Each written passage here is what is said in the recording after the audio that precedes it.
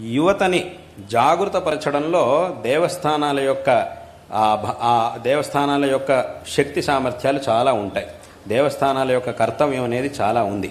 ఇటువంటి కార్యములు జరగాలి. తద్వారా విశేషంగా యువతకి అంటే ఈ రెండు ప్రయోజనాలు, ఒకటి పుణ్య సంపాదన, ఇంకోటి జ్ఞాన సంపాదన, ఈ రెండు కూడా దేవస్థానాల్లో విశేషంగా జరగాలి. దానికోసం అక్కడ ఏర్పాట్లు జరగాలి. అలాగే అక్కడ జరిగినటువంటి ఏర్పాట్లకు అందరూ కూడా రావాలి. ఈ రెండూ జరగాలి.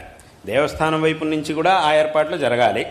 అప్పుడు ఆ ఏర్పాట్లో భక్తులు కూడా పాల్గొనాలి. సరే అక్కడ ఏదో జరుగుతుందిలేండి, మాకేమిటి సంబంధం, మాకు దానికి ఏమిటి సంబంధం, ఎవరో ఆయన వచ్చాడు, ఒక ఆయన వచ్చాడు, అరగంట సేపు ఏదో ప్రవచనం చెప్పాడు, వెళ్ళాడు, అంతే, ఇంకేముంది అని మనం అనుకోకుండా, సరైనటువంటి వ్యక్తి వచ్చి అక్కడ ప్రవచనం చెప్తున్నప్పుడు అనేక విషయాల్ని చెప్తూ ఉన్నప్పుడు మనం కూడా అక్కడికి వెళ్ళి ఆ విషయాల్ని తెలుసుకోవడానికి ఒక ప్రయత్నం చేసినప్పుడు మనకు కూడా విశేషమైనటువంటి ధార్మిక జాగరణ అనేది కలుగుతుంది. ఈ రకంగా ఆ దేవస్థానాల యొక్క ప్రయోజనాన్ని మనం విశేషంగా పొందాలి. అందరూ కూడా ఈ రకంగా పొందాలి.